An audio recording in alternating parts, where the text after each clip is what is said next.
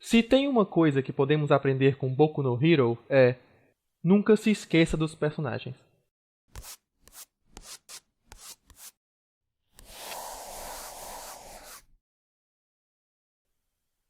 My Hero, ou Boku no Hero Academia, é um mangá de Kohei Horikoshi, publicado desde 2012 e ainda em andamento nas páginas da revista Shonen Jump.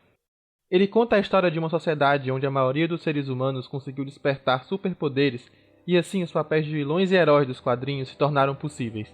Acompanhamos a história de Izuku Deku Midoriya, um adolescente que deseja ser herói mesmo tendo nascido sem superpoderes. O que acaba acontecendo quando seu ídolo e principal super-herói do planeta, All Might, o escolhe para continuar o seu legado e transmitir suas habilidades. A série segue a maior parte do tempo uma estrutura padrão de ação com superpoderes. Porém, algumas características o fizeram se destacar dos demais novatos de sua época. E para mim, as duas principais delas são a caracterização de seus personagens e a que eu desejo focar hoje, a de manter os seus conflitos ligados a eles. Mas espera aí. Todos os conflitos não são sempre ligados aos personagens? Bem, sim, mas não necessariamente importam para eles. Ok, eu vou explicar. Essa é a estrutura padrão de um conflito narrativo. O personagem A deseja o objetivo B, porém o obstáculo C o impede.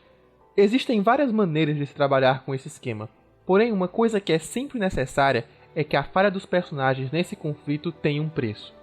Ou seja, que a derrota do personagem A no seu embate tenha alguma consequência para ele. Se o problema que o personagem enfrenta não possui riscos, não há nenhuma tensão no dilema e nenhum motivo para nos importarmos. Dentre as maneiras de deixar o perigo iminente ainda maior, a mais utilizada é, sem dúvida, aumentar a força do obstáculo.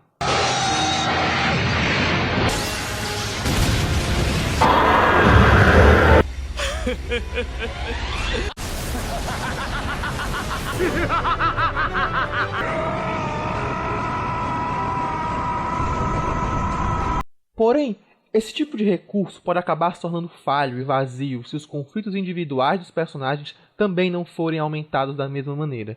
Na verdade, essa é uma outra forma de lidar com essa questão: fazer com que as consequências desses conflitos sejam maiores.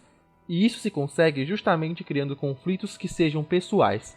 Quanto mais íntimo o problema for para o personagem, maior o impacto emocional que terá sobre ele. E isso é o que acaba gerando a tensão e o envolvimento entre o público e a história. É por causa desses problemas que os personagens irão agir e tomar decisões que irão afetar o rumo da obra. Afinal, se o que acontecesse não tivesse absolutamente nada a ver com eles, por que eles iriam participar?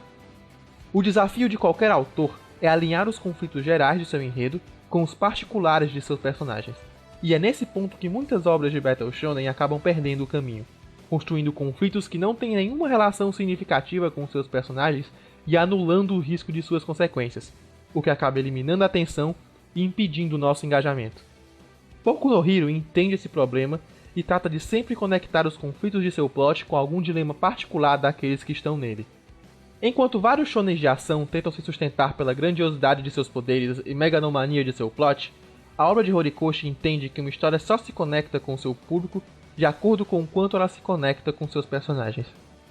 Os embates, lutas, feridas e consequências são, em última instância, resultados das ações e decisões daqueles que estão nelas, de acordo com o que eles almejam, decidem e agem, correta e incorretamente, para superar os seus problemas. E isso é algo que muitas histórias precisam aprender.